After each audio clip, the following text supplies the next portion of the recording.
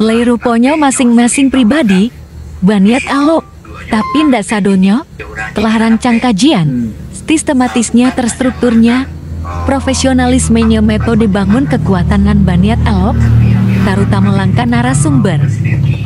Taruhlah positif yang diranah dan atau yang diranah salah positif, yang posisi kedua-dua harus positif negatif dan akan menghasilkan cahaya terang bagi lingkungan sekitar gitu. Jadi kalau ada nak gabung sui atau mulai dari PKD muda-mudi atau muda-mudi selalu ingin memakai prinsip dialog coba ini selalu bertumbuh. Begitu. Dan itu tuh sama-sama diharapkan proaktif.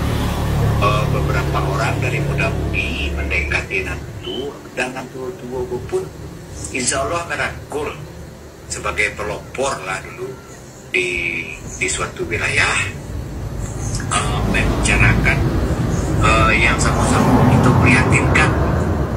Jadi membentuk terlebih dahulu beberapa orang yang akan selalu bekerja sama fokus kepada membawa kepada sebab dari sana ketika keduanya kusui tidak jadi.